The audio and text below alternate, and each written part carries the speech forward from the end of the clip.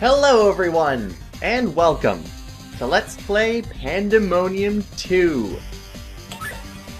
I am Orylen, and this is the sequel to the first Pandemonium that came out in 1996. This one came out a year later, and look-wise, it's a lot different than the other one, but there's a lot of similarities and a lot of differences. Still good, still fun. So without further ado, we might as well figure out what the heck we're doing here with this game, because we still need to watch the intro, don't we? Let's watch it. Behold, children, the comet of infinite possibilities. Every 300 years, it passes over the land called Lear, dusting the land with magic. Encased within is the source of this magic, condensed and unlimited.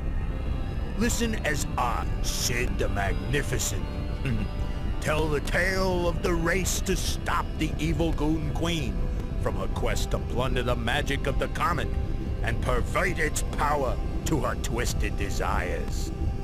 My story begins on the dangerous road to Goon City with my sidekicks Nikki, the Enchantress, and Fargus, full-time dunce, and my transportation. Look, Fargus. What are they saying? Dunno, Nikki. I'll send in my interpreter!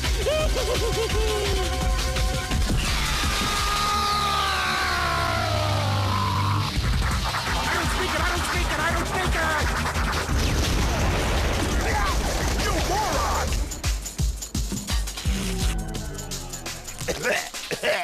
You moron! You want a piece of me? Whoa! Yeah. There it is. The comet of infinite possibilities, where all our dreams come true. Gee, even the nighty ones? Bow down before Nikki, Sorcerer Supreme, Ultra Vixen Incarnate. I got big plans. Let's see. Ooh, I know. I'd yank off his pointy hat, slap it on a stick, and scrub the sewer with him. Must touch the deep fire. Must touch the Fire!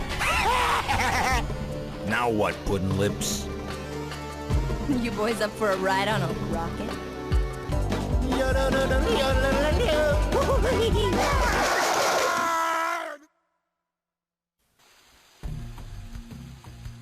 Now out of the cannon, and we can actually see the observatory all the way over there. We need to get there. But, of course, we need to pass through Goon City.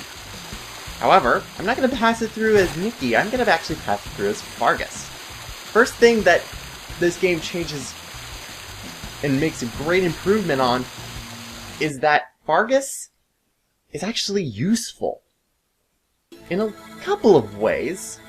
You get our establishing shot of how pretty this game looks compared to the last one. I'm gonna have more to say on that later, but we might as well just start talking about what has been changed in terms of movement. First off, we can hang from ledges, which is great help with Fargus because he still only can jump once. He can't double jump like Nikki can. Second thing is that he still has his special move, except now it's a somersault instead of his spastic cartwheel from the last game. It looks really clean, and I really enjoy that. Except you can't do it when there's a...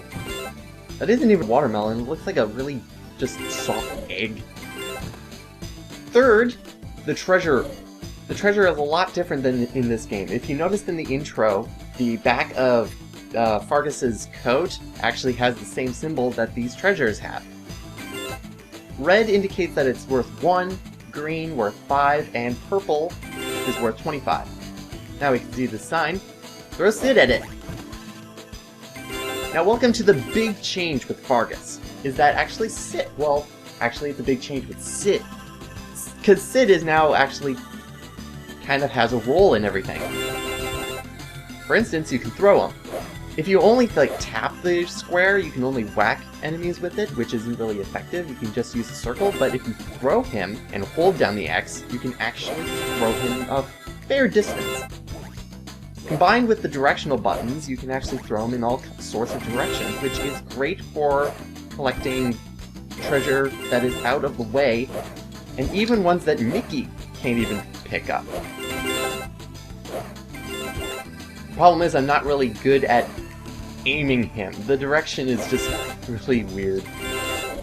Now let's pick up the rest of the treasure. There we go, and hit the key, and we're out. So let's continue on.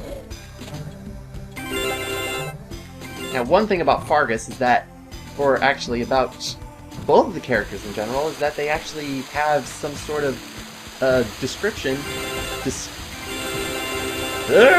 Sliding! We don't get to see a lot of this. A lot of fast-paced things. Look, it's a goon! Bye, goon. Of course we're in Goon City. Why would there not be a goon? Yeah, Sid is just vital if you're wanting to play with Fargus and actually get some of the treasure. It's not great in a lot of cases. Like, for instance, you still want to play as Mickey for a lot of the game, but for some of the levels, Fargus is actually very useful. Especially with getting 100% treasure reading, which I plan to do with every level in this game. It's actually a lot easier than the previous game. These are like really big walls, and over there we can see the Goon Queen, I assume. Anyway, let's enter the city. Well, of course, there's no walls. Bye, Goon. Haha. Still good old boxing goons from the last game. Now this is a big, huge playground for figuring out the acrobatic system and acrobatics and everything like that. I don't know what's bouncy about these chimneys, but they are bouncy. One thing is that there, of course, is hanging. I don't know why they're clotheslines. Why do goons wear clothes? You don't see them wear You don't see them wearing clothes, except for the different kinds of goons, which there isn't really. There is a couple of new types, but we'll get to them later. But anyway, you can hang from you can grab, you can climb. There's something you can climb on all the way over here, which actually is my point. There it is. Rope. Ropes are fun, except when getting off of them. Getting off of them is kind of really weird, because you just have to hold the direction and jump. Which makes you... it sends you flying, which is ridiculous. Get a good look at Fargus? There it is! There's what's on his back. Good. Anyway, while I'm doing this, because this is pretty much just treasure collection and uninteresting stuff, I might as well go over the description that the manual gives, because of course I'm going to be going over the manual details, in extreme detail. Fargus and Mickey each have their own page in the manual that pretty much go over, in vivid detail, just a lot of tidbits. So, Fargus, I might as well go over his description, because it's... WAH! Jesus, what happened? What happened there? Okay, never mind. I just wanted to go up here, and instead I just kind of phased out of the lair. Anyway, Fargus's description: inflamed by visions of flying pigs flambe. Fargus is I missed the treasure. Fargus is a firebug in an Elvis outfit, which it kind of looks like that. He has a really awesome outfit, I will say. I like the yellow one. Somersault. A guy who digs watching flames hopping across charcoal briquettes, a near moron with a genius's grasp on one thing in life: fire. With one sweaty fist around Sid, and I missed that thing again. Well, somersault. And a weak grip on reality, Fargus may yet achieve a sort of barbecue-flavored greatness. Now, this doesn't make a lot of sense in context. Like, why the hell does Fargus look like this now? Damn it. Yeah, up there. The flag for the flinging of the clotheslines is kind of weird. Let's get the treasure this time. Thank you! And get the final thing. Now, I might as well go over what I'm talking about in terms of how this LP is going to go in terms of information. I'm going to go through all the levels, going to try and get a 100% treasure rating. And I'm... Stupid clothesline. If you hit the lowest point, no matter if you're grabbing it or not, it'll just fling up, and it's just really annoying. Let's go over here. Because also over here is a spell. Now spells in this game is actually quite different from the last game. Individual spells for both Fargus and Nikki, they're both different. They may be the same symbol, but depending on what character you're using, you'll get a different outcome out of it. For instance, Flaming Fargus. This is a fun one. It pretty much renders you completely invincible to everything.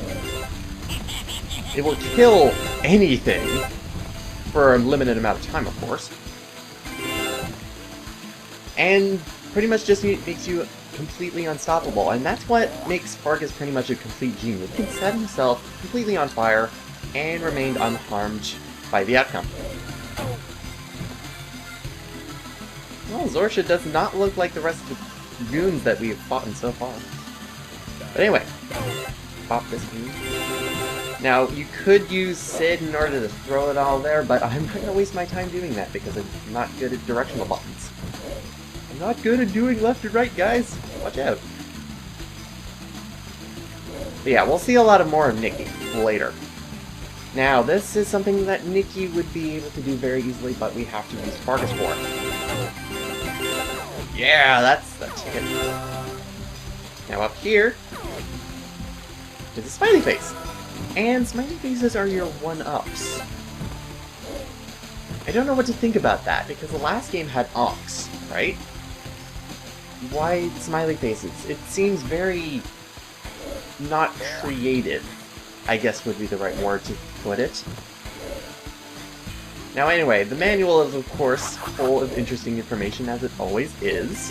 So I'm going to be going over the story, which has a lot of information in terms of like the character differences. And this goon is kind of annoying because you can't see him at all. So I'm going to pretty much be going over like a paragraph of the story at the beginning of every video until the story is done, and then looking over the differences of the characters and the differences between the first and the last game. And over here is the end of the level!